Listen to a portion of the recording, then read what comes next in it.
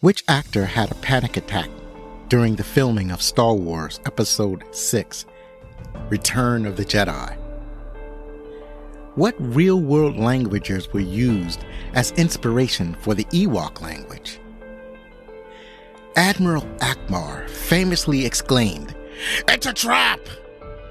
But what was the original line that tested poorly with screen audiences? These and more questions will be answered on Back Look Cinema, the podcast. Luke, you're going to find that many of the truths we cling to depend greatly on our own point of view. Anakin was a good friend. When I first knew him, your father was already a great pilot, but I was amazed how strongly the Force was with him. I took it upon myself to train him as a Jedi. I thought I could instruct him just as well as Yoda.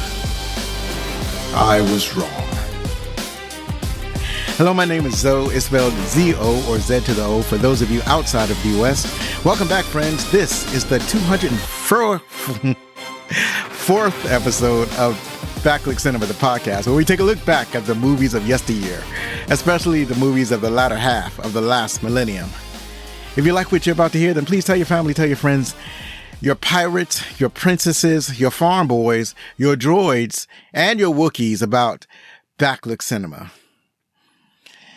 Now, there were 3 years between Star Wars and Empire Strikes Back, and another 3 years between Empire and Return of the Jedi. But for some reason, it seemed to me that Empire and Jedi were closer together.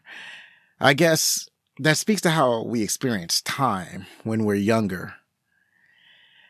My one specific memory of Jedi was that before I'd seen it, I'd heard that it was going to be called Revenge of the Jedi. And the name had been changed to Return of the Jedi because Lucas decided that a Jedi wouldn't seek out revenge.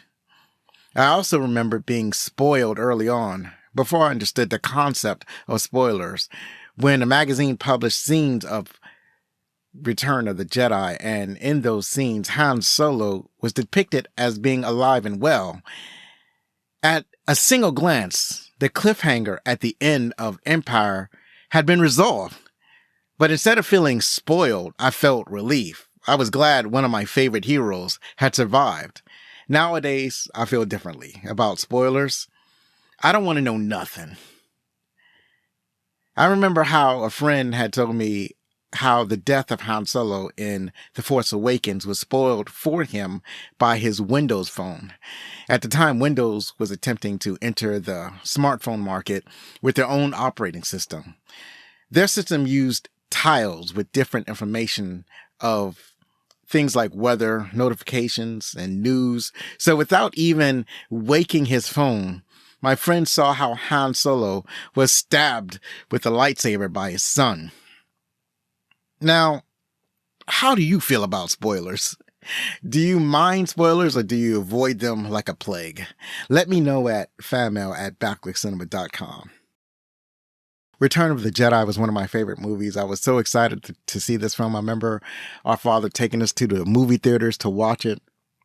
I had a fantastic time, and I carry those memories of Return of the Jedi with me all the way till this day. I've watched the movie many times, especially when I was younger, and I was glad to do this rewatch, and I am excited to share my memories and my love of the movie with you. So let us go to the opening credits and talk about Return of the Jedi, 1983. The story so far: Luke Skywalker, a rebel commander, an aspiring Jedi, has come to terms with the fact that Darth Vader, the leader of the Imperial military and Dark Lord of the Sith, is his biological father. The story so far: several Bothan spies died to inform the rebels of a new, more powerful planet-killing Death Star and its location and vulnerabilities. The story so far: the frozen, hibernating body of Han Solo is being held by Tatooine gangster named Jabba the Hutt. and a complex plan is being hatched to effect his rescue. This movie was released May 25th, 1983, produced by Lucasfilm. It grossed over $316 million at the box office in the US and Canada, and over $482 million worldwide on a reported budget of $32 million. If we adjust that for inflation, that would mean that it grossed over $1 billion in the US and Canada and $1.5 billion worldwide. And its budget had gone up to $104 million. The budget was almost twice as much as the previous film, The Empire Strikes Back. And it made a little bit less. It made a little bit less money. It's still $1 billion movie, but Empire was made for less money and made more money. So Return of the Jedi is actually slightly less profitable. But it was still a banger of a movie. It's still highly regarded, highly rated. It's still a great movie. And another thing is that it is insanely hard sometimes to like land the ending, especially of a franchise, especially when you've been going on for a number of years and the audiences are anticipating the end of the story. It can be a difficult task. And I think that Return of the Jedi did it admirably.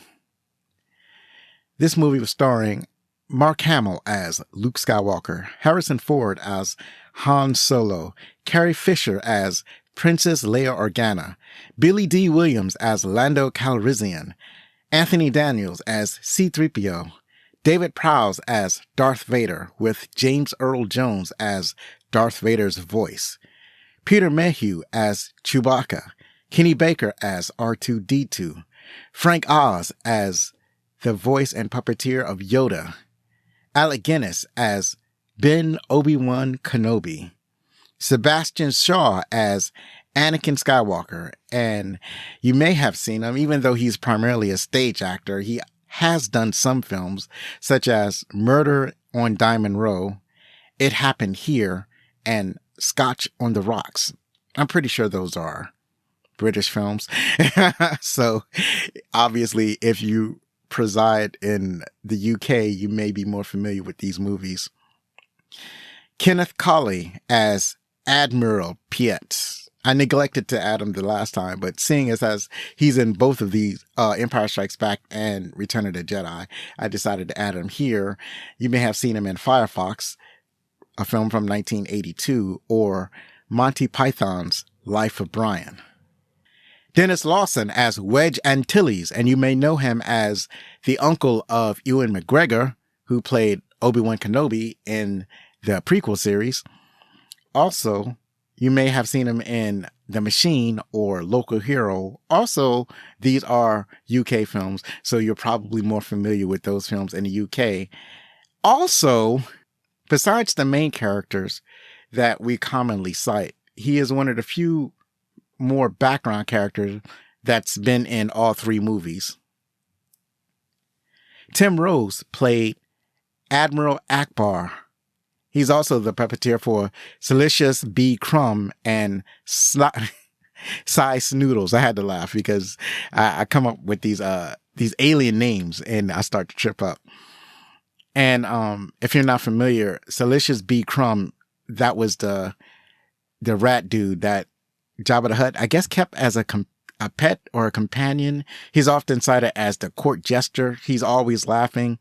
He's kind of a rat-looking alien. And I guess he's sentient because he has a middle initial. So Tim Rose also played, or he was the puppeteer for Howard the Duck, or one of the puppeteers for Howard the Duck anyway. And he was also in Return to Oz. And finally, we have Warwick Davis as Wicket. As you know, Wicket is the Ewok, or one of the Ewoks. He's also been in Willow, which we talked about in episode 25. And he's been in Leprechaun, The Hitchhiker's Guide to the Galaxy, and Ray. That was the biopic about Ray Charles. This movie was directed by Richard Marquand, I hope that I'm pronouncing that correctly. And you might think that you haven't seen another Richard Marquand movie, but you might have, because he also directed Nowhere to Run, starring Jean-Claude Van Damme, Jagged Edge, and his most highest rated film outside of Star Wars is Eye of the Needle. That's probably why he got the job of directing this movie. This was written by Lawrence Kasdan and George Lucas, and they were also involved in writing The Empire Strikes Back. So if you want to know more about some of the things they wrote, check out that episode where I talked more about them. And also, this was composed by John Williams. I have covered numerous movies that John Williams has composed for. He's a composer extraordinaire. He has a gigantic list of movies that he's credited as providing services for. So you can check out a numerous of my past episodes to see the depth of what John Williams have done. Also, John Williams' son, Joseph Williams, the lead singer of the pop rock band Toto, and they collaborated on part of the score and wrote the lyrics for the Ewoks songs. Really, the original Ewok song of the original ending of Return of the Jedi. They didn't change the ending per se. They added a couple scenes to a montage of a celebration that the rebellion and I guess the citizens of the galaxy were having after the fall of the Emperor. But what they really did was they changed the song that the Ewoks sang. And I'm not exactly happy about that, but it is what it is. So that's, and in that song it was sung, there were lyrics sung by the Ewoks, and it was Joseph Williams who wrote the lyrics for that song. So that's it for the opening credits. And as for announcement, please check out the shop at backlickcinema.com/shop and check out Bazaar de Alonso. Currently, there are no items, but more items will be added soon. And now we're going to check out our favorite parts. So, as usual, I want to try to figure out what the theme of this movie is before I go delving into my favorite parts of the movie. And as far as themes are, I think they're pretty simplistic, and they are, well, I don't want to say simplistic, but they are obvious, I guess. They kind of hammer home themes of faith, friendship, family, and the possibility of redemption. It's really underscoring redemption. We want to get more into redemption as we talk about our favorite parts. Speaking of redemption, this movie opens with Darth Vader. These movies tend to open with the Imperial side. What is the Empire doing? In the first movie, the Empire was chasing a wayward spaceship. In the second movie, the Empire was sending out probes. And in this movie, the Empire is constructing a brand new Death Star, and it opens with Vader's shuttle arriving on the Death Star. And it's an example of Vader's dry humor. And I kind of like the bits of humor that he injects here and there throughout the movies. This movie, Vader's role is more expanded because it's more about him. It's about his relationship with his son, and by extension, his daughter. So we get a lot more Vader than we do in the previous movies, and which is fitting because he's one of the more popular characters. Like, he was one of the most popular characters in the first movie, and he was barely on screen. But when he was on screen, he left an impression. Just like if you watched Rogue One, he was on the scene for a couple of times. There was in the middle of the movie, he had a meeting with one of the architects of the Death Star. And, he had his dry humor and his dry wit talking to the Imperial officer. And then near the end of the movie when he was fighting a bunch of rebels, and he just unleashed the full power of the dark side of the force, just doing all of the work at the end of the movie. And like, he's barely in that movie, but he leaves an incredible impression on the viewer. Like, his visage is striking. His silhouette is incredibly familiar. It's like, it's almost no place you can go without recognizing the familiar shape and form of Darth Vader. And it's just incredibly impressive. Darth Vader is as impressive as like a shot of a giant spaceship coming across your screen. That's the effect that he has. And what I mean by that dry humor is when he's on the Death Star, he's trying to encourage the leader of this project. It's Marf Jarjera or something like that. I was surprised that they still had moths, because I don't think anybody has ever referred to as a moth like on screen. We only find out after the fact. Similarly, most of the characters go unnamed in the movie. It's only like after you see the toys that you find out what the name of these characters are. So he's talking to the Moth, who is the overall commander of the Death Star.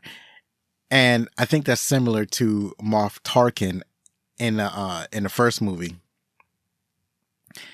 And as they're walking, Vader is encouraging him to speed up the construction because the Emperor's not pleased. He seems like the Death Star is behind schedule. And the Moff is saying he asked the impossible. We need more men. And Vader says, well, you can tell him when he gets here. And the Moff is like, the Emperor's coming here? And Vader says, yes. And you better have he says something like, you better have a good excuse for why this project is not on schedule, because the Emperor is not as forgiving as I am. And that's immediately funny because we see how forgiving Darth Vader is. It's like, he gets just a little bit disappointed and he's liable to choke you out. So if Vader can choke you out on the slightest provocation, just imagine what the Emperor do, who is not as forgiving. I'm sorry to explain the joke, but it's just thinking about it makes me smile. It's one of my favorite things about the movie, and Darth Vader in particular, is how he gets to slide in these jokes that are probably only funny to him. Like, to anybody else, these jokes are terrifying, but to him, they're hilarious. He's like laughing inside of his suit. Then from there, we go to Tatooine and we see what the heroes are up to. The heroes are infiltrating Jabba's palace. At first, it seems like we only see R2. Oh, actually, no, I think we get a glimpse of Lando Calrissian in disguise in Jabba's palace. And then there is Princess Leia, who brings Chewbacca the Wookiee. Princess Leia is in disguise as a bounty hunter, but she attempts to rescue Han Solo, but then she's quickly discovered, and then she is chained to Jabba the Hutt in her famous metal bikini. It's funny, right? Because it's not like I didn't know that she was a woman, or even surprised that she was in a metal bikini. I think I was too young to appreciate Princess Leia in a bikini. It was like, I was too young to find it titillating, but I'm pretty sure that the older men in the audience found that fascinating, exciting. But to me, it was like, okay, she's chained to Jabba. How is she going to get out of this? She really does seem like a damsel in distress in this situation. And then after that, it's R2-D2 and C-3PO who are sent by Luke Skywalker to try to bargain for specifically Han Solo. And Luke is like, your graciousness, please. And actually, R2 plays a message that Luke has. And Luke is like, your graciousness, I'm pretty sure that we can come to a deal. And I'm going to offer these two droids to appease you. And I really like the overall. Well, actually, here's the thing. Their plot or the plan to try to rescue Han Solo seems really complex. I mean, I liked it and I appreciate it, but at the same time, I don't understand how that plan was supposed to come together in real life. What was Lando doing there? I guess Lando, I think, was there to scope out the place. He was the forward spy. And then you had Princess Leia go in, and Princess Leia was going to make the attempt, but I think everybody suspected that she was going to get captured. And I think that everybody kind of knew Jabba the Hutt's style well enough to have this elaborate plan, because it seems to me that if it were a different gangster, then they would have just killed the rescuers outright. Like, instead of Jabba chaining Princess Leia to him, he would have, another gangster might have killed her immediately after he found out, or killed the Wookiee immediately after he was found out. So, or after the Wookiee was captured, because there was a bounty on Chewbacca. But Jabba is not that type of gangster. He's not the type of gangster that will kill you outright. Apparently, he's the type of gangster that will try to put you in his employ. So when he strapped Leia onto him, that was essentially him employing her the same way he employed, I guess that was it. That was the only one that he captured and employed. I guess some of his other dancers, because there was actually a dancer that was dancing for him. She was chained to him, or she was chained some kind of way, and she was trying to vie for her freedom. And Jabba had cut the chain and sent her down into the Rancor pit where she was eaten. So I guess that was another example of Jabba the Hutt capturing somebody and using them as a slave.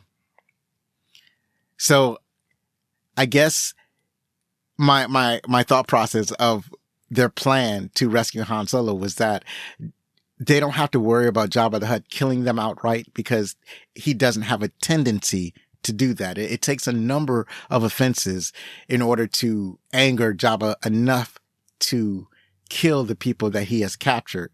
And then when he chooses to kill you, he's going to kill you in the most elaborate possible way, I guess, to send a message to anybody else in his retinue who might decide to betray him, or who might decide to try to escape from his service or their debts. Because the reason that he kept Han Solo was as a reminder, because he kept Han Solo frozen in carbonite as a reminder to anybody doing business with him that they have to fulfill their part of the business, or they will incur his anger and his wrath, and they will be thoroughly punished for not fulfilling their end of the bargain.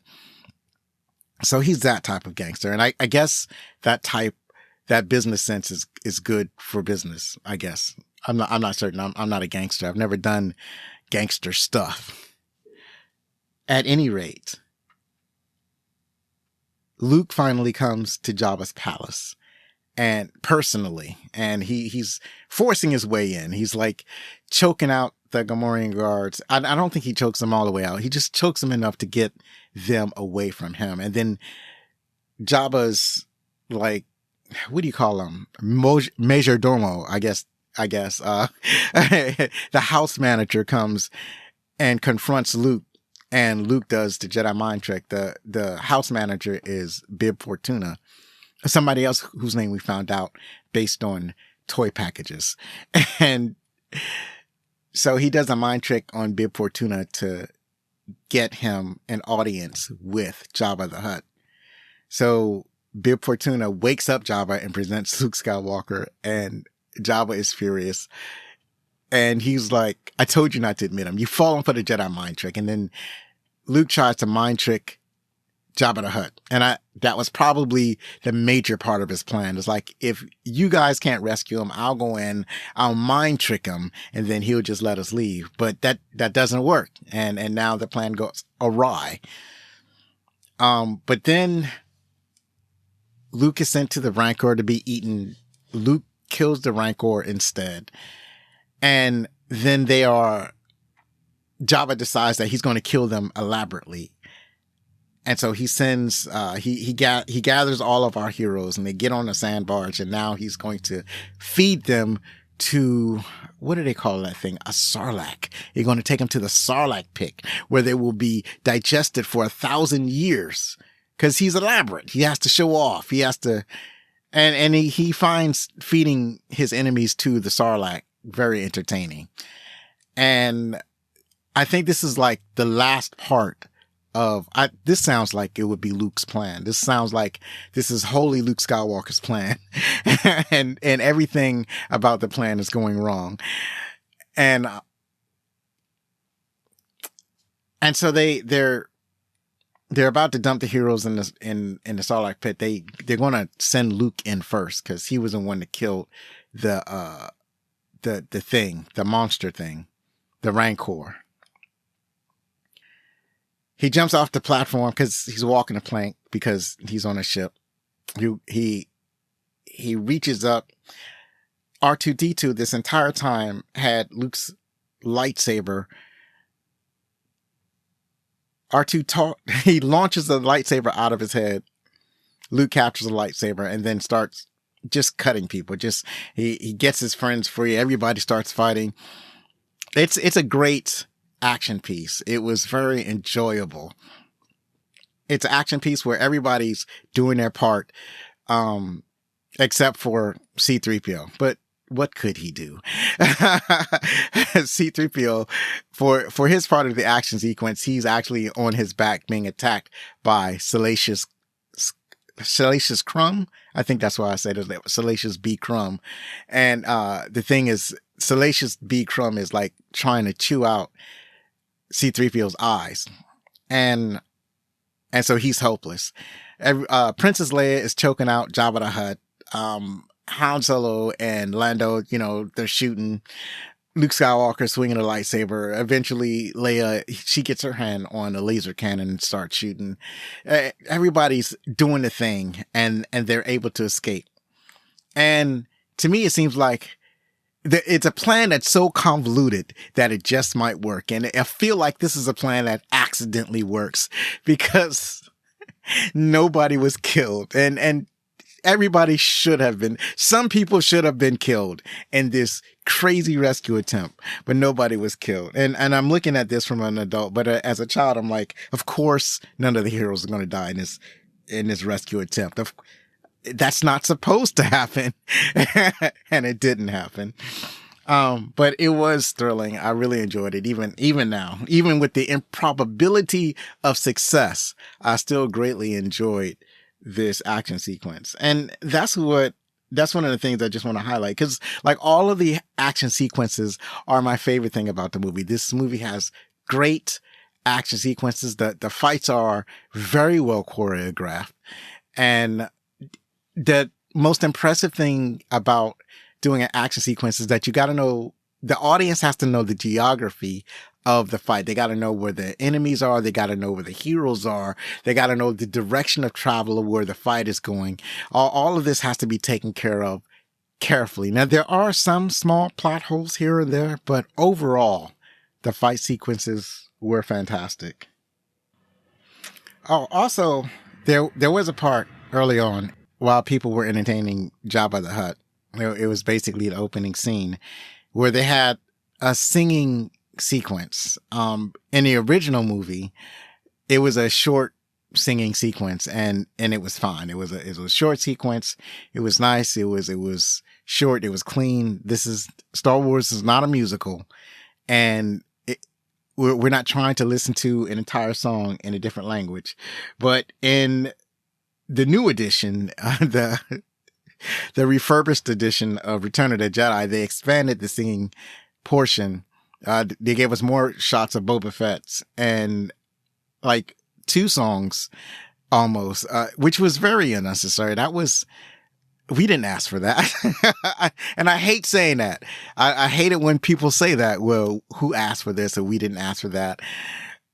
But truly, it felt like an unnecessary addition to the movie. It didn't need to be expanded. We didn't need an extra song or an expanded singing and dancing sequence in the movie, because it slows the pace of the movie down. And it doesn't add to the story. It doesn't add to the character. It doesn't do anything for anybody. It's not even a good song.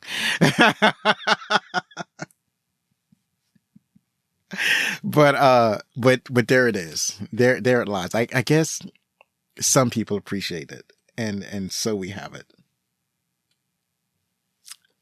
Another important part, one of my favorite parts, one of the most important parts, is clearing up whether or not Luke Skywalker is actually Darth Vader's son.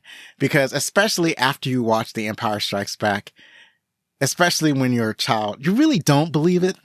It's like, yeah, sure, Darth Vader said, and Luke said, sure, I can feel that you're my father. But deep down, you're like, no, I'm not really buying this. They're going to clear this up in the third movie. They're going to say that, no, Vader lied to you, and he's using the dark side of the Force to make you think that he's your father. Even James Earl Jones is like, no, he lied. That's not his father.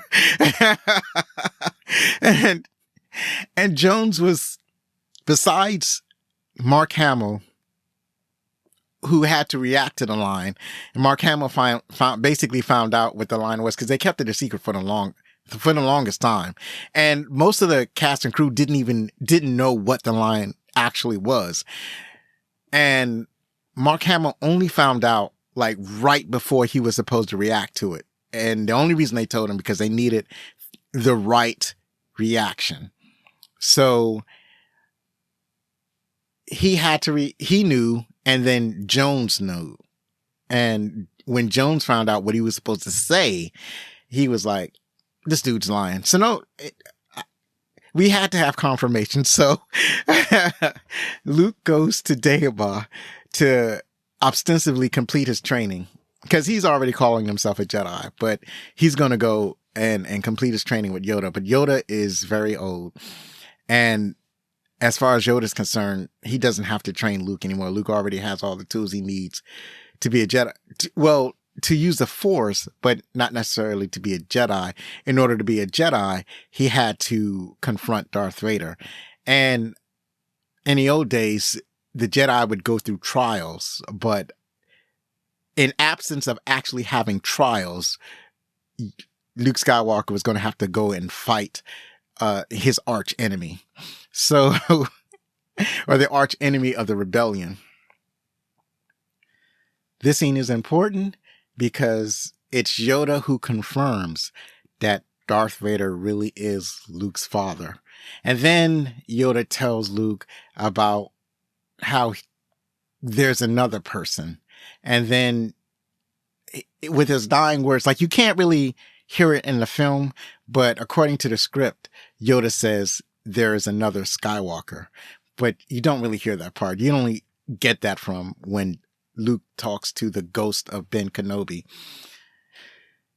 And this leads to Ben Kenobi saying that certain truths are from a certain point of view. And as a young child watching this, I was kind of upset about this. I didn't like it. I was like, I don't like how you trying to say that you can't tell the truth and that you saying it from a different point of view. I don't buy that logic. I think that you're just a liar, Ben. You just lied. It's one thing to say he's like Anakin Skywalker is a good man, and when he fell to the dark side, Anakin Skywalker died, and Darth Vader was born and murdered Anakin Skywalker. So from a certain point of view, I was telling the truth. And from my point of view, Ben Kenobi lied, and I was not comfortable with that. And I guess I would have been more comfortable if Ben just said, well, I lied to you because if I told you the truth, then you might not kill your father. I think that would have made me more comfortable than to say, oh, I told you from a certain point of view. Even Luke was like, a certain point of view? I'm still not buying it. At first, I was going to be comfortable with it because I was going to say that as I got older, I can understand why somebody would say that. But now that I'm talking it through in this moment, I'm still not feeling it all the way. Because when you get older, there are certain things that you can't tell younger people. When younger people ask you about sex, you have to kind of delay that information. You don't want to tell them about sex when they're 3 years old. You have to kind of, tell them an untruth. You have to kind of distract them with different information. There are a few parents that are just going to outright give their 3-year-old sex education. Partly because you tell a 3-year-old about the truth about sex, they're going to spread it to all the other 3-year-olds that they know. And some parents don't want children to know about sex until they're at least in middle school. So I guess you could look at it from that perspective. But it still bothered me. And still kind of bothers me a little bit. But see, this is a story thing. Well, it's not a story thing. It's a character thing. It's me examining Obi-Wan's character. It's not a flaw in the story. So I appreciate the story injecting a liar among the heroes. So you fast forward to, it's interesting because the movie moves rather quickly. So quickly we go from the Death Star being built to Han being rescued because that had to be settled immediately, to everybody getting together where the rebel fleet is at. Well, not everybody, but all the rebels getting together in the fleet because they have new Death Star plans. They got, well, not the plans of the Death Star. They got the location of a new Death Star and the details of how the Death Star is protected. And several Bothans died getting that information. In the first movie, it was the whole adventure was getting the secret plans to the rebels. That was the first movie. And then in this movie, they already have the plan. It's almost like they skipped that part of the adventure in this movie, and we're at the end of the movie already. we're jumping to the climax of the movie, but it's a slow building climax. So first you gotta get to the planet, and then you gotta do a stealth mission on the planet, and then you've got to hope that you succeed in this stealth mission so that your Space Force can attack the Death Star. The Death Star is not finished construction, so you could literally fly a ship into the superstructure and get to the most vulnerable part and shoot that part, and then fly out of the Death Star before the Death Star blew up. Because in the first movie, the secret plans had the vulnerabilities on it. But in the second movie, you don't need secret plans. The thing isn't even built yet. They're not supposed to know that the Death Star exists. And if they knew, then they're not supposed to know where it is in the universe. But somehow the rebels found out about where the Death Star is, and that is protected by a force field that's generated from the forest moon of Endor. So their plan is to go to the forest moon, knock out the force shield or the force field that surrounds the Death Star, and then they can send their ships in to destroy the power source and destroy the entire station. Seems like a simple plan. Because it's a slow build, it's not as, it doesn't happen as quickly as things happen in the first Star Wars movie. So they get to Endor, and they get to the Endor system, and they have a stolen Imperial shuttle, and Luke senses that he's endangering the mission because he realizes that Darth Vader can sense him. They can sense each other because, not necessarily because they're both attuned to the Force, but mostly because they know each other. Because they knew each other, they can kind of sense each other. This is the same thing that happened in the first movie when Darth Vader could sense Obi-Wan Kenobi on the Death Star. Like, he didn't know Luke, so he doesn't sense Luke, but he knew Ben Kenobi, so he senses Ben Kenobi. And the same thing Luke realizes happening when he's on the shuttle with Han Solo and Princess Leia and Chewbacca and the two droids, and they're supposed to go down on the shuttle onto the planet. And Vader does sense them, and he says, "Let them through, and I'll deal with them," or something to that nature. And the reason he lets them through is because the Emperor told Vader that his son will come, because it's like the Emperor wants specifically to capture Luke Skywalker, but because he's attuned to the Force, he can see into the future. He knows that Luke Skywalker will come and seek out Vader. So he tells Vader not to worry about trying to find Luke Skywalker. Luke Skywalker will find Darth Vader. So easy peasy, lemon squeezy. So they get to the planet, and this is supposed to be a stealth mission. So they're kind of sneaking around. They get to the building that generates the shield for the Death Star, and they're sneaking around. They're going to sneak and distract the Imperials. Oh, actually, a whole bunch of stuff happens. But before all of this, they run into some Ewoks. What happens? I'm trying to think. So they're sneaking around. They're trying to, but then Han Solo steps on a stick and alerts the guy he's trying to beat on top of the head and knock out. And that guy, he runs and he alerts his friends. They get on their speeder bikes. They take off, and then they have to chase him on speeder bikes. Leia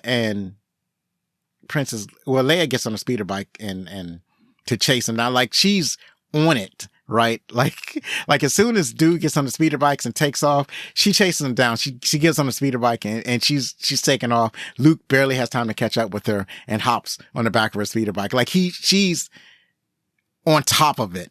She's chasing this dude down. So I thought that was fantastic. It's like, even though she is not as focused, or the story is not as focused on her as in the previous movies, she still has that same personality.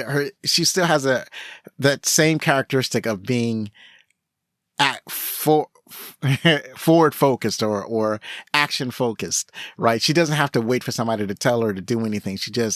She takes the initiative and she does the things that need to be done. So she hops on her speeder bike. She starts chasing the Imperials before they can alert anybody else. Cause remember, this is supposed to be a stealth mission. Also, C-3PO does not have a quiet voice. Sometime during the mission, he's speaking, but he's speaking out loud enough while everybody's speaking around. First of all, he's copper or golden colored and very reflective. It's like, why are you bringing this very reflective droid with you on this stealth mission? I mean, R2-D2 is white and blue, but at least he's lower to the ground. So he's in the bushes. So it's kind of harder to see R2-D2, but C-3PO is standing erect. He's very reflective, and it just doesn't make any sense to bring him on the mission. If she's going to bring him on the mission, then find the settings on this droid and lower his volume. That's the first thing. The next thing you want to do is camouflage him some kind of way. Put some clothes on him. Get him a paint job so that he's dark gray or green and brown instead of reflective. What color is he? Gold or copper? Reflective copper. He doesn't need to be the reflective copper color that he is. He needed to be subdued somehow. Anyways, it's all of this to say is that really no need to bring C-3PO on a stealth mission. So in the adventure of Luke and Leia trying to stop these speeder bikes, Luke is able to dispatch 2 speeder bikes, and Leia is able to dispatch the speeder bike that she was chasing, but at the same time she was thrown off of hers and she's knocked out. And then she's found by an Ewok, and the Ewok, Wicket the Ewok, he's like, cause he's poking her with a spear, and he's very skittish around her. Like, he's curious about her, but he's also skittish with her. Like, it's like I think his thought process is that if she makes any sudden moves, I'm going to stab her with this spear. But she makes friends with him, and he trusts her because she gives him food. And then when an Imperial soldier gets to drop on her, actually it's two of the soldiers, I think, and they're about to capture her, Wicket runs interference to give her a chance to knock out one of them and shoot the other one. And then she goes with Wicket to his village. In the meantime, Luke gets back to Han, and Han and the group is just waiting for them to come back. And Leia is gone. He's like, and Luke thought that Leia was going to come back because she's resourceful like that, but she doesn't. So, and he and Luke starts looking for, and a series of coincidences happen, and they get captured by the same tribe of Ewoks that happen to have Princess Leia. And this is one of my favorite parts of the movie, when they're captured by the Ewoks, because one of the things about the Ewoks is that, well, my father took me to this movie, and he saw the Ewoks, and he was upset about the Ewoks because he called it a damn puppet show, because he wasn't particularly thrilled about the cuddly furry Ewoks. But the thing about the Ewoks is that they were going to eat these people. That they weren't going to eat Leia. She was their honored guest, but they were going to eat Han and Luke. And because they had fallen into a trap. Well, they was going to eat Han, Luke, and Chewbacca. They had fallen into a trap set for animals. And as far as the Ewoks were concerned, these were just some funny looking animals, and they looked like they were good eating, I guess. And one of the things that happened is that C-3PO gets up, and the Ewoks see him in his golden shininess, and they immediately start to worship him. And then they put him on a throne, a wooden throne, and they got Han and Luke kind of trussed up, and they start building a fire. And Han asks 3PO what's going on, because 3PO can communicate with them. And 3PO says, he says, I'm rather embarrassed. It seems that you are to be the main course in a feast in my honor. And and Han tries to get 3PO to impersonate a deity, to say that, because the Ewoks are already worshiping him as a god, then Han says, well, since you're a god, to just tell them to let us go. And 3PO is like, well, it's against my programming to impersonate a deity. And, that's frustrating for everybody. But I guess if you're a robot and you're not programmed to do certain things, then you just can't do it. So then Luke tells 3PO to tell them to let them go, or he's going to demonstrate his magical powers. And that's like a loophole. Like 3PO is not telling them to do anything as a deity. He's just telling them that if they don't do it, he'll use his magical powers. And 3PO starts to protest, and Luke says, just tell them. And so 3PO tells them, and then Luke uses the Force to start to levitate C-3PO over the Ewoks, and they are terrified and aghast and shocked, and they immediately start to free Han and Luke. and Chewbacca, I think he's tied up somewhere too. So I love that part. It felt clever. It felt like clever storytelling. I love that. Even though there were a lot of coincidences involved, it's fine. We had to move the story along somehow. and I really enjoyed it. And it's really essential to the story. It's like, if this doesn't happen, if they don't run into the Ewoks, then basically the whole story falls. Well, let's say the heroes don't win at the end of this movie if they don't run into the Ewoks. The Ewoks are absolutely essential to the story. And you have the part where 3PO is telling them basically telling them Star Wars. He's giving 3PO is giving them he's giving them the abridged version of Star Wars. And apparently there are some, I don't know if there's a video, but there's some places where you can go and read what 3PO actually said to the Ewoks. The Ewok language is actually based on real languages. So there are some people who can actually understand what some of the Ewoks said, or they have a better understanding of what they said than a regular person. And it's kind of funny with certain Star Wars languages, you can almost hear what they're saying because they'll throw in a couple of English words so that you can hear it. Like even when they're communicating with Jabba, I'm not sure if Jabba the Hutt language is based on a real language, but you could tell kind of what he was saying. He clearly said 35 at some point when he was bargaining for how much he was going to pay the bounty for Chewbacca. So there, and then I think there was you could tell when he says Solo and Wookiee, things like that. Proper nouns he's going to say in English. But I was surprised when he said numbers. So with the Ewok language, you get kind of the same thing where because their language is based on real languages, then there are some people that can actually understand what they're saying. And then there's some places you can go on the internet. You can see exactly what 3PO was saying to the Ewoks. So 3PO tells them the story of Star Wars. The Ewoks are impressed. The Ewoks makes Han, Luke, and Chewbacca, and Leia, presumably, part of the tribe. They agree to help take down the Imperial troops. And that's the crux of it. So they head back, and this is at this point, Luke tells Leia that he can't stay with them, that he can sense Darth Vader. So he knows that Darth Vader can sense him, because at that point he knows that Darth Vader is on the moon of Endor, and he had to go because he was endangering the mission. Because of course this is supposed to be a stealth mission. The Imperials aren't even supposed to know that they're there, but he doesn't know that the Imperials already know that they're there.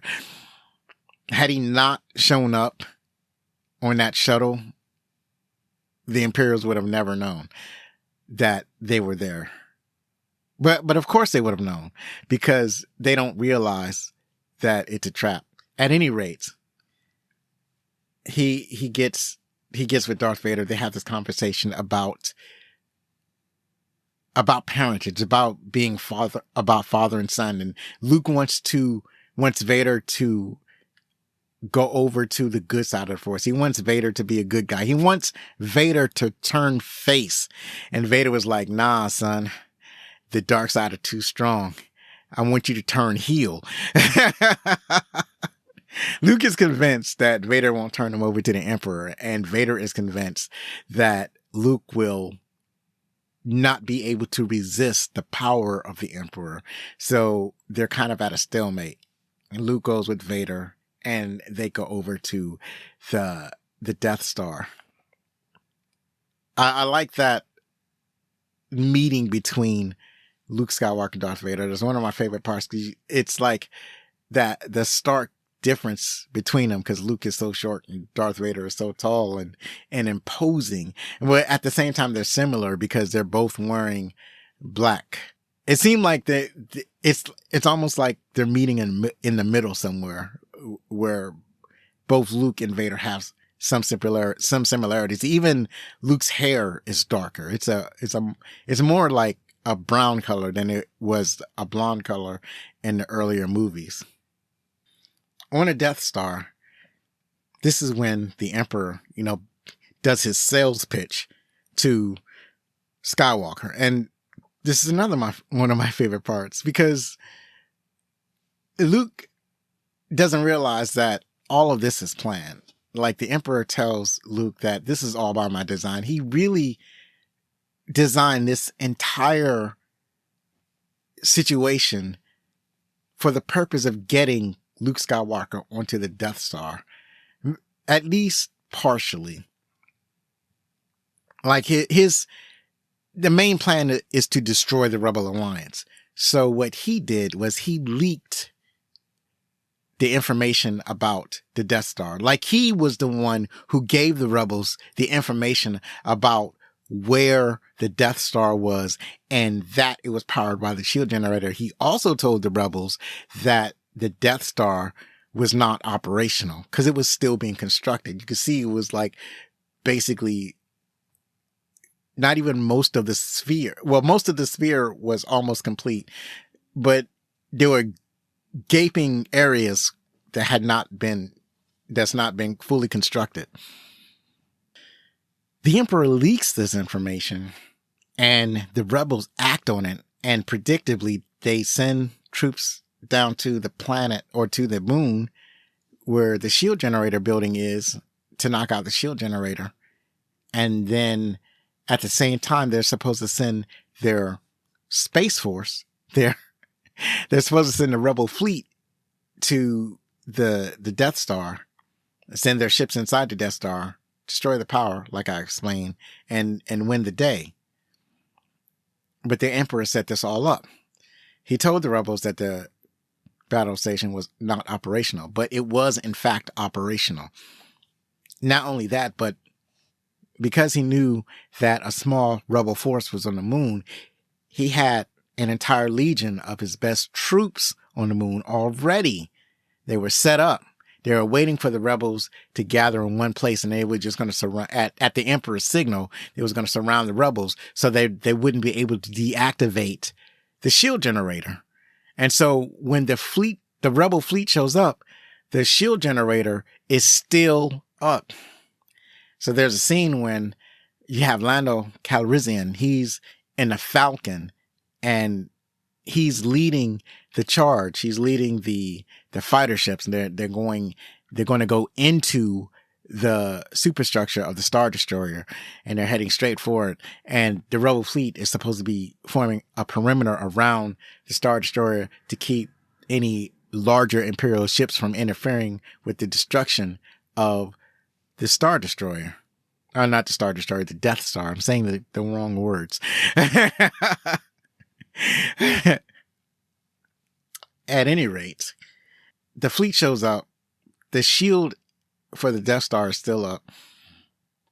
They don't know this at first. At first, they approach as they're approaching the Death Star. Lando's co-pilot is saying that, he's not getting a reading on the shield. And Lando, being very smart, says, well, we should get a reading of somehow. We should get a reading whether the shield is up or down. Because then his companion says that they're probably jamming them. And Lando says, how do they know to jam us unless they know that we're coming? And then he realizes it's a trap. And then he tells all the craft to pull up so they don't hit the shield. The crafts pull up. And then that's when Admiral Akbar is like, oh, actually, before he says this, when the fleet considers running, they consider going back into hyperspace and escaping. But before they can do that, a bunch of Star Destroyers, that is the correct word now. Now it's right to say Star Destroyers.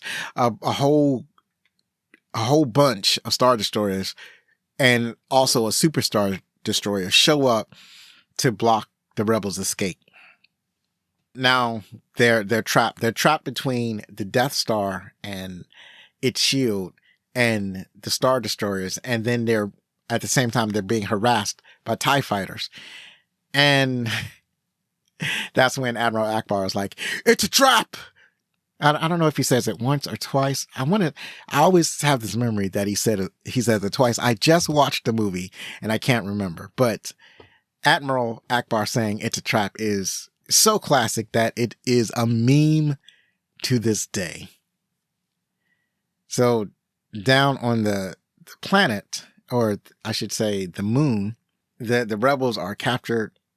And then, because there are a lot of Imperial types, and then it's the Imperials, it's, they got the stormtroopers, they got the, what do you call them? The other kind of, the forest troopers, the scouts, the stormtrooper scouts, the Imperial scouts, whatever you call them. And then they got the chicken walkers. Everybody's there. All of the troops are there. It's like, apparently they've won the day and the rebels are captured. And next thing you know, they start getting harassed by Ewoks. They start throwing rocks. They start shooting with bows and arrows. I don't know what part of an Imperial's armor that the bow and arrow can pierce, but they're piercing something. I mean, there's some vulnerable parts, I guess. Like if you shoot them under the arm, and then the Imperial officers, they're wearing almost no armor at all. So you can shoot them in the face, and that'll take care of them.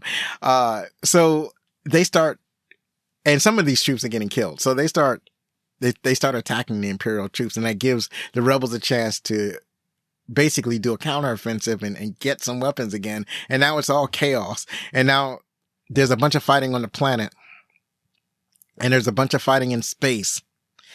And during all of this, Luke is being tempted by the Emperor. And it's like, you see, the Emperor is telling Luke, I set this all up. I set this up, and now I got you here, and now you're going to join me. It's like, he's not going to tell Luke that, like, if you join me, I'll stop it. Basically, he's telling you, what he's telling Luke is that all hope is lost. I've won. It's like your friends are not going to be successful on the planet because I got my troops there.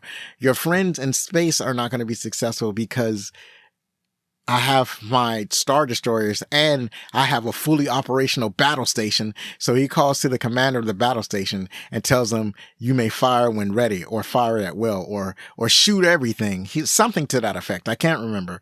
And so remember, the Death Star has enough power to destroy a planet.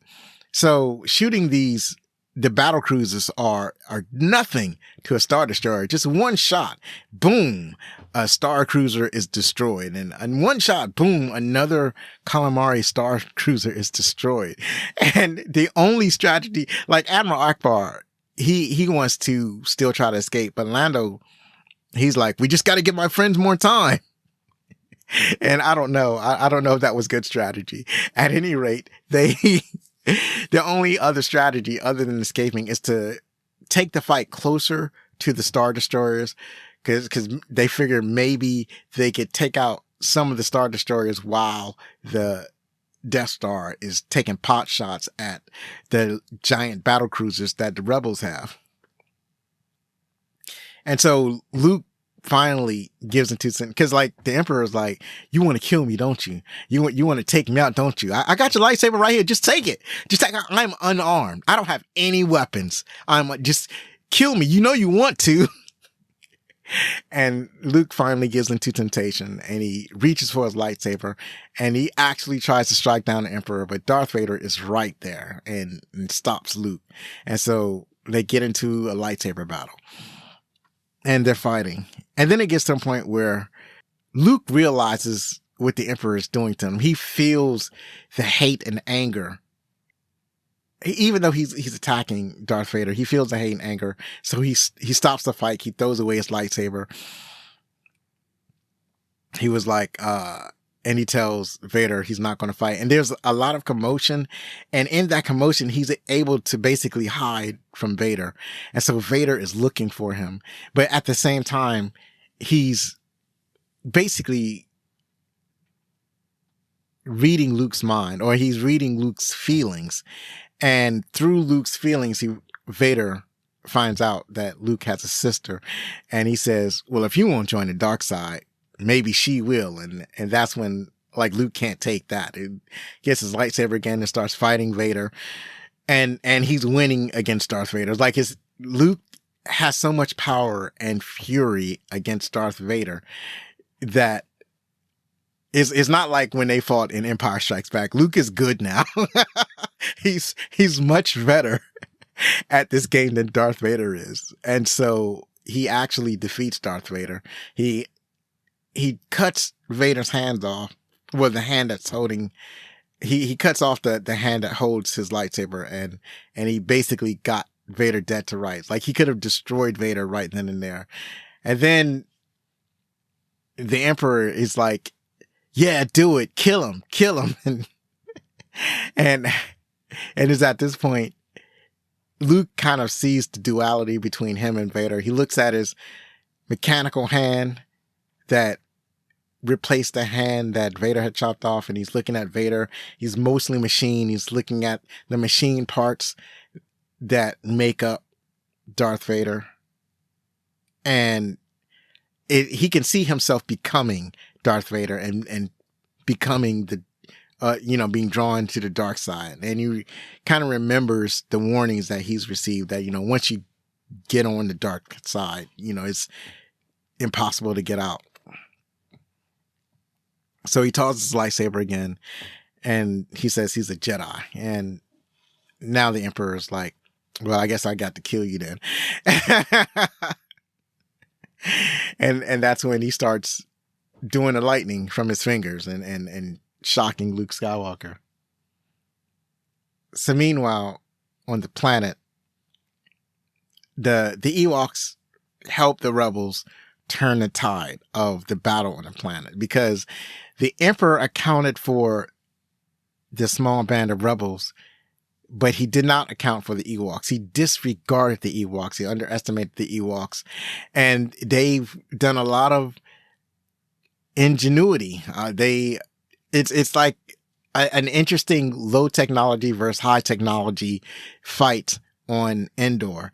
So you have the thing where they, and I don't know what beast or what situation that they have these tactics for, but they have a tactic where they have a bunch of logs that were set up. So when a chicken walker walks on these logs, walks on a certain path, they'll release the logs, and then the chicken walker will walk on the logs and it throws the chicken walker off balance and it falls down. And then anytime something falls down in Star Wars, it explodes. I can't explain it, but that's what happens. So the chicken walker falls down and explodes. And then there's one where they have two logs that are set up. So when a chicken walker walks through a certain path, they'll cut down the strings of the logs and the logs will come together and squash the chicken walker's head, and that blows up. And then there was Chewie and a couple of Ewoks. They're able to jump onto the head of the chicken walker in the trees. Like Chewie and one of the Ewoks literally swing from a tree to the top of the chicken walker head. And Chewie actually does a Tarzan yell. I mean, there are lots of references to pop culture that they added into Star Wars. And one of them was Chewie doing the Tarzan yell. And if you don't know what the Tarzan yell is, I encourage you to go to YouTube. I'm not going to do it here. Go to YouTube. Okay, I'll do it here, because it's something that Carol Burnett used to do all the time. So if Carol Burnett can do it, God dang it, I can do it. So the Tarzan yell is Tarzan, Lord of the Jungle, and the yell that he used to do whenever he, I don't know, called to the other apes. I don't know. When I think about it, I don't know why he did it, but he would do something like, oh.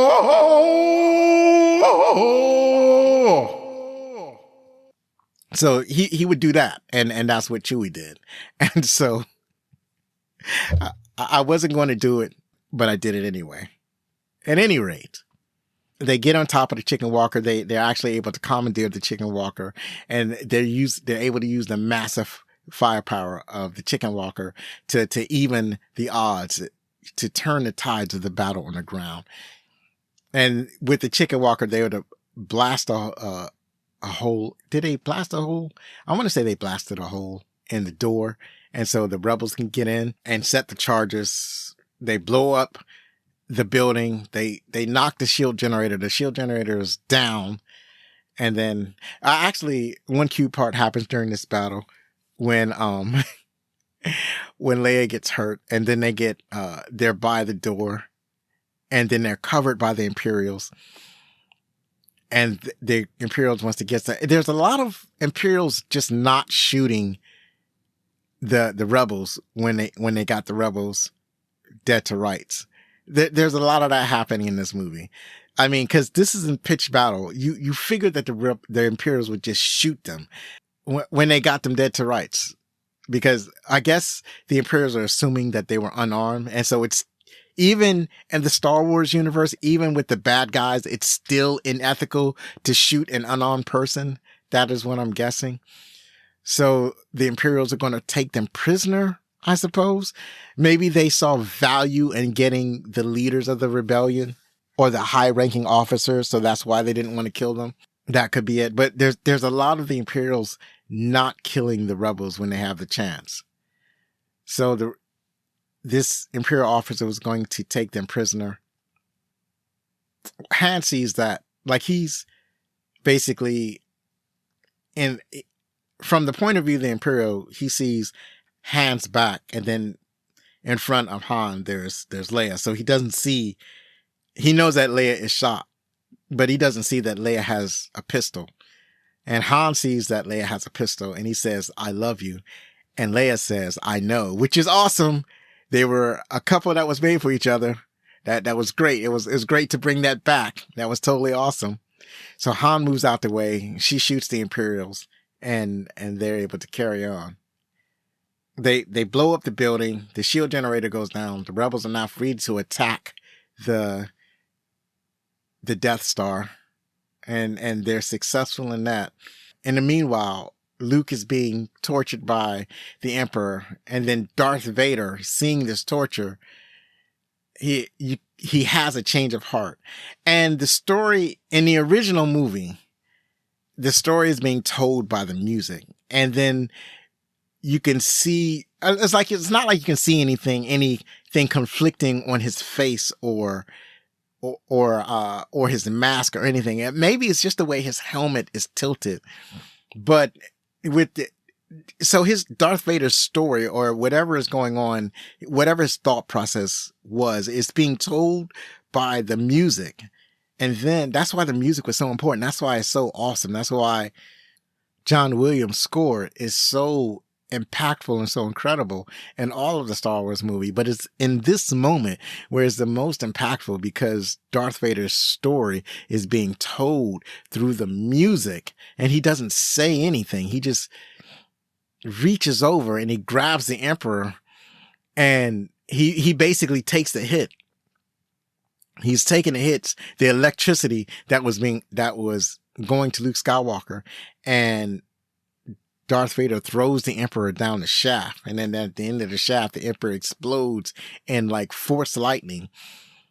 And Vader is so badly hurt by all the force lightning that he was getting from the Emperor that he's close to death. And now Luke has to, I don't know, maybe he senses through the force that the Death Star is being destroyed.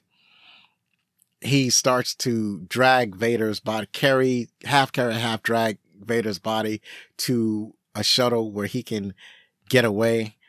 There are people running around everywhere. Their alarms are going off, so that's probably telling him that it's time to leave. It's weird that none of the officers or Imperial soldiers stop him or anything. They just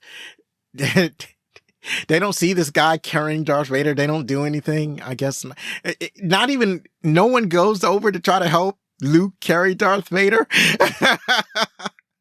Either help or hinder him. Nobody does anything. They just totally ignore the fact that the person that they most feared on the battle station, well, the second person other than the Emperor that they most feared on the battle station, is being carried by, some unknown dude, because he doesn't appear to be an Imperial, because he's not in an Imperial uniform. He's just wearing black clothes. So maybe they assume that they could probably assume that he's a part of Darth Vader's, helpers or something.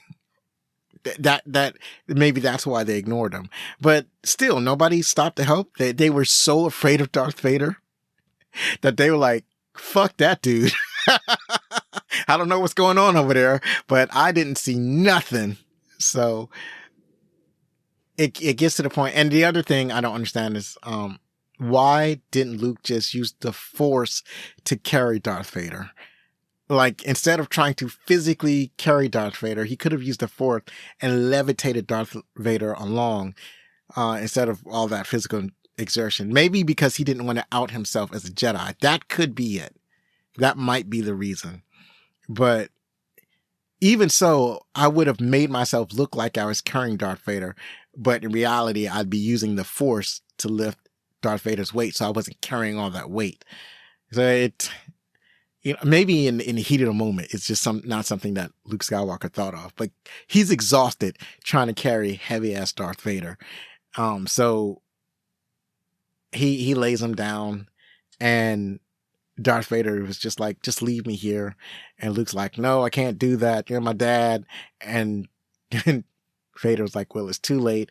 Let me just look at you. And then, and you were right. You were right about me. You and your sister, you were right. And what Vader was saying is that Luke was right in that there was still some good in him, that there was a chance that he could be brought back to the positive side or the good side of the Force. Maybe the dark side was too strong, or Darth Vader didn't admit it to himself, or he had done so many terrible things that he did not think that he could be redeemed, but perhaps he could.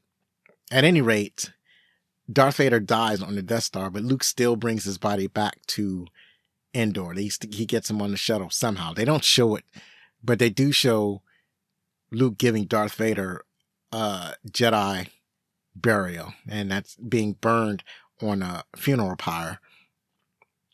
And then, there's a big celebration. And I already talked about the song that I don't like that they sung at the new edition. And that's another thing, when on the new edition or the specialized edition, what had happened when Darth Vader was trying to make a choice between the Emperor or his son, what they did was they added some dialogue. So first Darth Vader says no, and then he lifts up the Emperor and he says no, and we all hate that. I think it changed twice. I'm not exactly sure. I'm not positive. I don't have concrete memories of it. Now, obviously, in the first movie, there was no dialogue. And I think I saw a version of the movie where he only says no once. And while annoying, it's tolerable. But saying no twice, like the second time, and this is the same no that he says in Revenge of the Sith. So in Revenge of the Sith, Darth Vader has this no, and we didn't like it then, and we don't like it at the end of Return of the Jedi.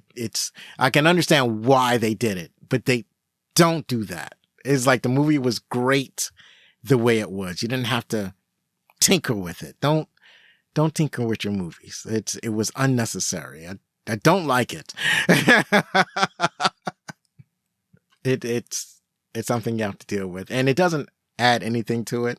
Like the first no, I was able to tolerate because it felt authoritative. It felt good the way he said it. It was just a short no, right, like that, and I kind of like that. But when he says no, I thought that was too much. I didn't like it at all. Anyways, that happened, and so the Death Star blows up. Everybody's celebrating. They added additional scenes of across the galaxy. They showed Bisbin and Coruscant and the people on Naboo. Everybody celebrating the fall of the Emperor. That also makes you think, right? Like, how do these people know all of this happened? It's like you kill. And why is everybody celebrating? That was the other thing. Because we live in such a political climate right now where if somebody killed an emperor, you wouldn't all of a sudden have everybody celebrating it. At best, half of the people would be celebrating and half of the people would not be celebrating. But this is just a reminder that this is kind of a child's tale. So, in a simple story such as this, you can kill the main bad guy and everybody will celebrate.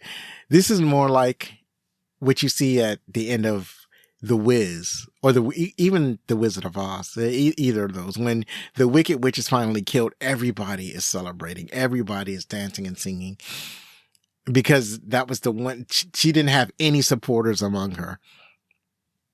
So too with The Empire Strikes Back, or Return, with the Star Wars saga, I should say, where the Emperor is killed and everybody's celebrating. So apparently the Imperial fleet didn't have any friends. Any friends. You would figure that they would have like some leaders they still had their ships. They still had their their sailors. They still had their Imperial troopers. They still had the infrastructure to run the empire. They could have done it without the emperor, but somehow they were free to celebrate. There's a lot of the story it's not being told.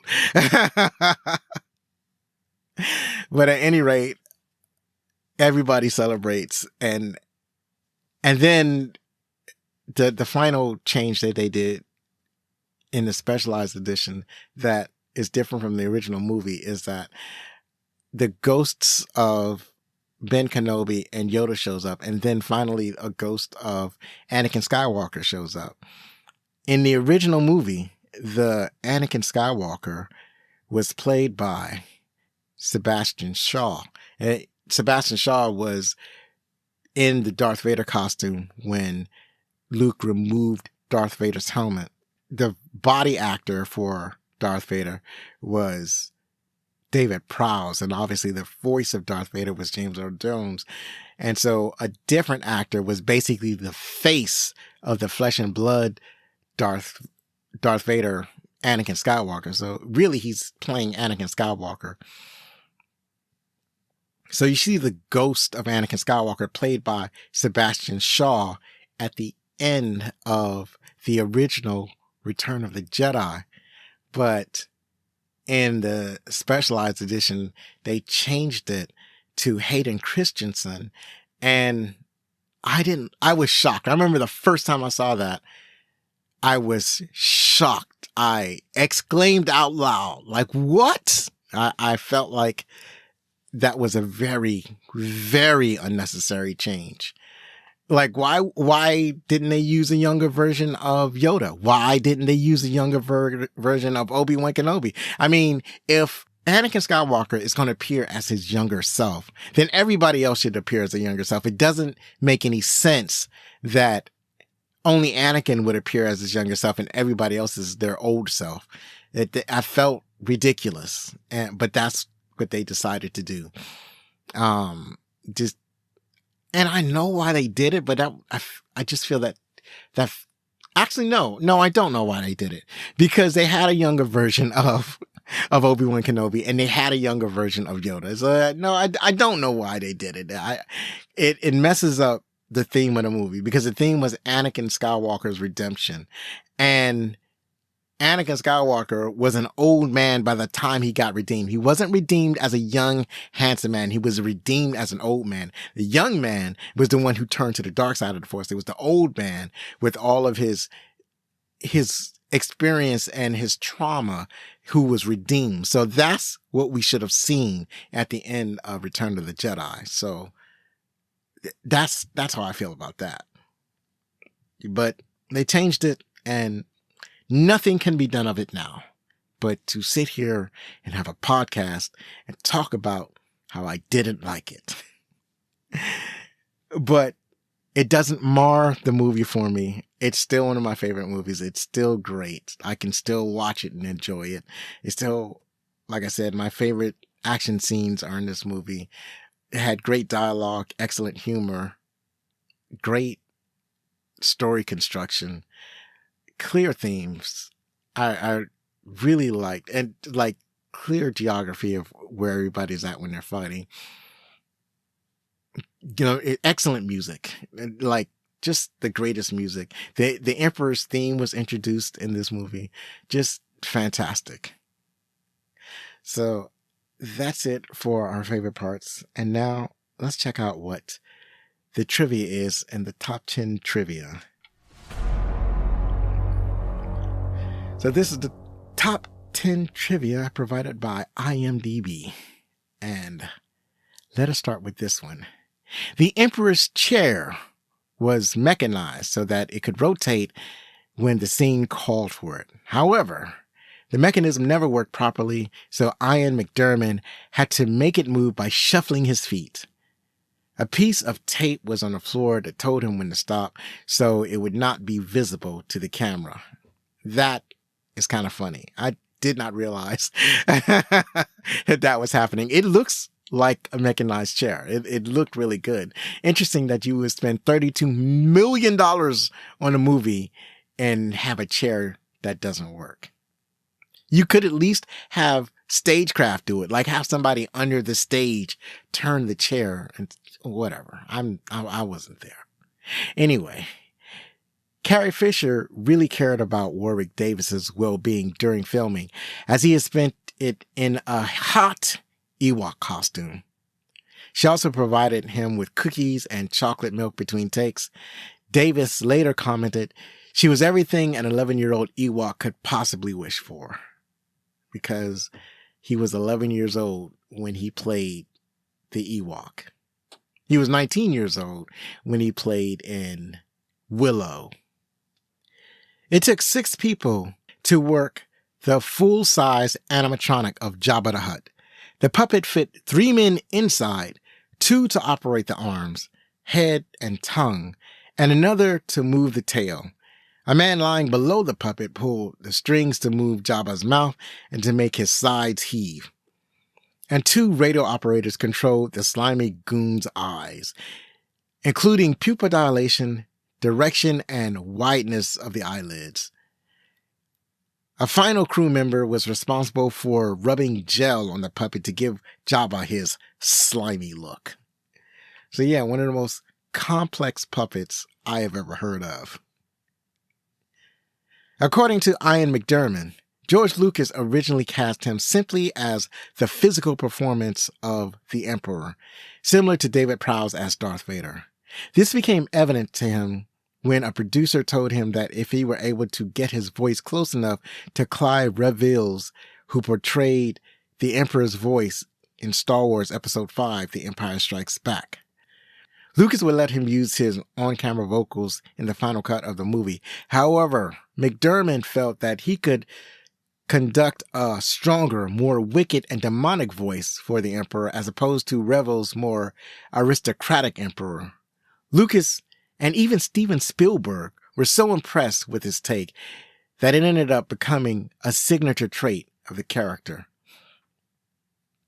So yeah, I really enjoyed the Emperor in Return of the Jedi far more than in Empire Strikes Back. And they completely changed the Emperor. Obviously, they just used Ian McDiarmid again to refilm those scenes in Empire Strikes Back. And I honestly feel that is the best use of the best change that they could have done in what do you call these? Their specialized editions. It's the best change that they made. Actually, the second best change was in Star Wars, in the original Star Wars A New Hope, when they basically remade the space fight scenes at the end of the movie. Those were greatly improved with, the new CGI. So I appreciated that. But most of the changes I could do without. The original Emperor in The Empire Strikes Back was kind of like a composite between a human, like a woman's, and a woman's jawline and the eyes of a baboon or something like that. And then they had this other actor's voice, and it's like the original concept would be Alien Emperor, but then they changed it in Return of the Jedi and made him a human emperor. And I do think that was a change for the better. During the shot in which Salacious Crumb, the small, annoying, rat-like thing that sits with Jabba the Hutt in his palace, is chewing off C-3PO's eyes, Anthony Daniels had a panic attack while in the C-3PO suit. While filming, he didn't actually say his lines. All of his lines were dubbed in post-production anyway. But repeatedly, he said, get me up, over and over. This is the take that was used in the final cut. So when you see him on the floor and Salacious is chewing one of his eyes, and in the movie, he's saying something like, get off me, you foul creature, or something like that. But really, he's saying, get me up, because he's freaking out inside of his costume. Hayden Christensen mentioned in an interview that he didn't fully know what George Lucas was up to when he was inserted into the 2004 special edition. Otherwise, he would have played the scene totally different. And I can understand that. Originally, Yoda was not in the script. George Lucas explains that the reason that Yoda was in the script and the reason behind why Yoda told Luke that Vader was his father was that Lucas had consulted with a child psychologist during the making of the film. The psychologist said that unless it is unequivocally stated that Vader was Luke's father, moviegoers aged 12 and under would dismiss Vader's claim to be Luke's father as a lie.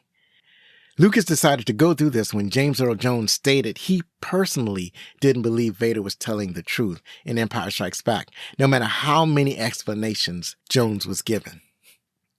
Admiral Akbar's famous line, "It's a trap," was originally scripted as, "It's a trick." The line was changed in post-production after a negative test screening. Yeah, I think I like it's a trap better than it's a trick. Carrie Fisher complained about her costumes in the previous two movies to George Lucas. He explained that he wanted to set Leia apart from the eye candy damsels in distress and wanted her to be a bold leader who could be looked up to instead of sought after. Fisher thanked Lucas for being so thoughtful, but followed with the notion that no one could tell that she was a woman. Those complaints led to the skimpy outfit she wore as Jabba's slave. The costume became something of a running joke among the crew because the metal framework that held the top together meant that the costume wouldn't move well with her. Since Fisher didn't like the industry standard solution of using double-sided tape, it became necessary for each take to have a wardrobe person check to ensure that her breasts were still snug inside the costume top. And several scenes had to be reshot when wardrobe malfunctions occurred. So yeah, apparently when she was wearing the metal bikini top, this is alluding to that Leia's tits would fall out of the costume and they would have to tuck them back in. And finally, several Ewok lines were in Filipino or Tagalog language. Most Ewok lines, however, were inspired by the Kalmyk language spoken by Buddhist tribes living in southern Russia. So, as I said earlier, the Ewok languages were based on real language. So, some people might understand what they're saying. So now that we have checked out the trivia, I hope that you've learned something that you didn't know before. And I've certainly learned some things from this research. Let's check out what the critics thought. The critics gave it an 83% audience score, was 94% on Rotten Tomatoes. On IMDb reviews, it has an 8.3 out of 10. These are great scores, and I concur. Candace Russell from the South Florida Sun Sentinel wrote, "Dramatically, Return of the Jedi disappoints in a sense the narrative has boxed itself into a corner. Characters introduced and developed in the first two films are unwaveringly established in this one, so that there is no room for them to grow." But to that, I would respond that in this movie, it's not the characters that need further development. It's more like the relationship between the characters. And this is more of a theme-driven and narrative-driven movie anyway. So the main two characters that this movie is concerned with is Luke Skywalker and Darth Vader and their relationship and how that relationship changes.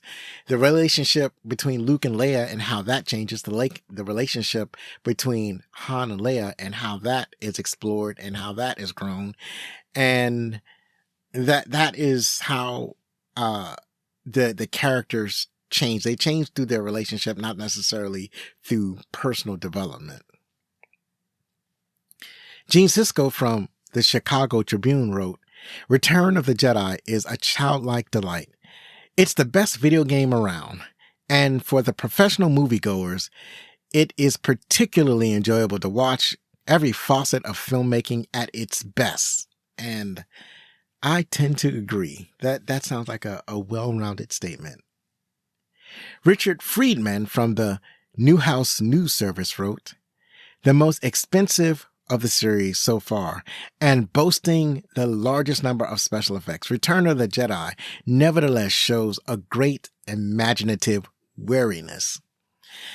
And I don't understand that. I don't know what he's trying to say. Imaginative wariness? What does that mean? Is it too much? Is so much being thrown at the screen that it's too much for him, and he can't take all of the imagination that is being flooded to him? I don't. Maybe it's too much, and he wanted to be more grounded. Perhaps. I'm not certain. This is what I'm looking for when I go to the movies. I don't necessarily want a realistic movie. I want a movie to take me out of this crazy world. It's so much seriousness happening in real life that I go to the movies to escape. So the more imagination that you throw at me, the better. The last review I have is Eleanor Ringo Cater from the Atlanta Journal-Constitution, and she wrote, I applaud Lucas and company for bringing the whole thing together in a responsible and caring way, especially in the face of a media hype overkill that could ultimately prove more deadly than anything the Empire has to offer. And that sounds like a true statement to me. As I said earlier, or I alluded to earlier, to bring a series to a satisfying conclusion is a very difficult thing to do. The more movies that you add to the series, the more difficult it is to bring the story to a satisfying conclusion, unless you're doing like more of an episodic type of sequel instead of a sequel where it's more of a serialized sequel. So one story is following the next story, and the last story is supposed to be the ending, the conclusion of this whole three movie story arc. And Jedi did it in fantastic fashion, a very satisfying fashion. Finally, Star Wars Episode 6, Return of the Jedi, is, as of this recording, available on Disney+. Join us next time when this saga concludes with another parody, perhaps the best parody that could ever be written about Star Wars. Mel Brooks' Spaceballs. You can follow us on Blue Sky, Threads, TikTok, Instagram, and sometimes Twitter. Please contact us with any questions, comments, or suggestions at fanmail@backlickcinema.com. Please rate and review on your favorite podcast app. And if you're listening on YouTube, please like or subscribe or leave a comment below. I'd love to hear from you. One last time, if you like this show, please help us grow by spreading the word about Backlick Cinema, the podcast. Believe me, it matters. I've been Zoe Richardson. Be safe. Share a movie from yesteryear with your family, hug your loved ones, and if you're going to be anything, be outstanding.